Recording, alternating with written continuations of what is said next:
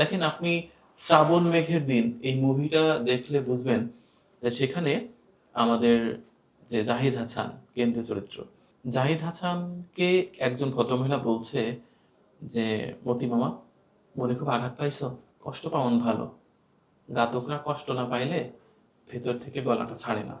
এই যে ওই মুভিতে মতি হচ্ছে গায়ক, সেই গায়ক কাঁদছে, অঝরে কাঁদছে।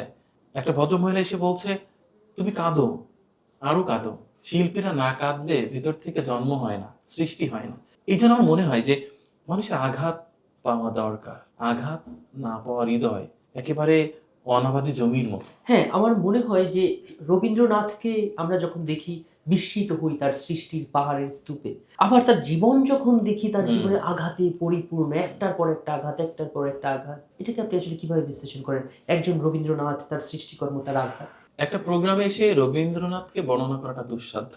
রবীন্দ্রনাথকে ছুঁয়ে দেখা আর সমুদ্রের কিনারে দাঁড়ানো একই কথা। একই কথা। রবীন্দ্রনাথকে বর্ণনা করার দুঃসাধ্য আমার না থাকা উচিত, আমি খুব কম জানি। তবে এটুকু বলবো, রবীন্দ্রনাথের ভেতরটা যে কত হাহাকারে পরিপূর্ণ সেটি আপনি প্রতিটা পড়তে পড়তে পাবেন।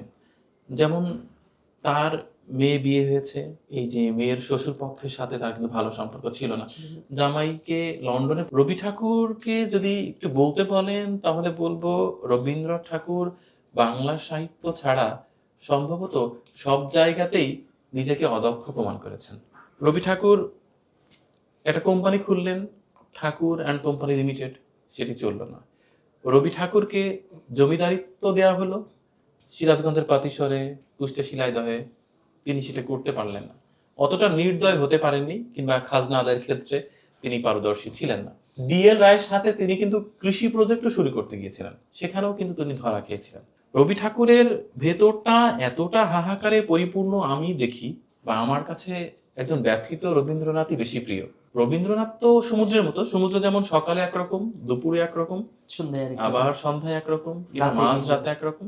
রবি ঠাকুর হচ্ছে শিশুদের কাছে শিশু, হুম। প্রেমিকের কাছে প্রেমিক, কিশোরের কাছে ফটিকের মতো, সংসারী মানুষের কাছে সংসারী চরিত্র, কিংবা একটা প্রবীণ একাকিত্বে থাকা মানুষের কাছে রবি ঠাকুর ওই একাকিত্বে ভোগা একেবারে অন্তঃসার শূন্য একজন মানুষ।